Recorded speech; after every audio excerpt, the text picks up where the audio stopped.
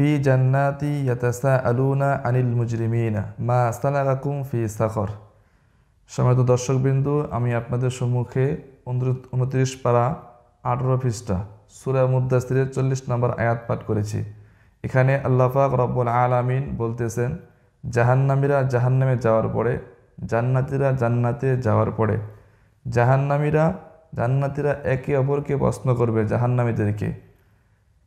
ইয়াতাসাআলুন, তারা প্রশ্ন করবে আনিল মুজরিমিনা, যারা মুজরিম আছে, জালেম আছে, যারা জাহান্নামী হয়েছে, এদেরকে প্রশ্ন করবে একে অপরকে যে মা সালাকাকুম ফি সাকর, আজকে তোমরা কেন জাহান্নামে গেছো। তো সেদিন হাসরের ময়দানে জাহান্নামীরা জাহান্নামে যাওয়ার 4টা কারণ বলবে যে আজকে এই 4টা কারণে আমরা জাহান্নামে আসছি। তারা 1 নাম্বার কারণ বলবে ক্বালু লাম নাকু মিনাল মুসাল্লিন, দুনিয়া থাকা অবস্থায় আমরা মুসল্লি ছিলাম না, আমরা নামাজি ছিলাম না, যার কারণে আজকে আমরা জাহান্নামে আসছি আর তোমরা আজকে জান্নাতে গেছো।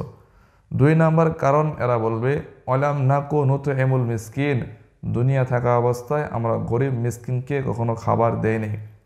3 নাম্বার কারণ বলবে অকুন্না নাখুদু মাআল খাইদিন, যেখানে কোরআন হাদিসের সমালোচনা হচ্ছিল সেই সমালোচনায় আমরা কান দিয়েছি, সেখানে আমরা যোগদান করেছি, যার কারণে আজকে আমরা জাহান্নামে আসছি, তোমরা আজকে জান্নাতে গেছো। তারা 4 নম্বর কারণ বলবে অকুন্না নুকাযযিবু বিয়াউমিদ্দিন, আমরা কখনো কিয়ামতকে স্বীকার করি নাই, সর্বদাই আমরা কিয়ামত অস্বীকার করেছি।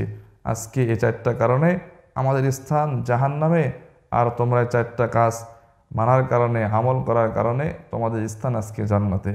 আল্লাহ পাক রব্বুল আলামিন আমাদের সবাইকে এই 4টা গুণ অর্জন করার তৌফিক দান করুন।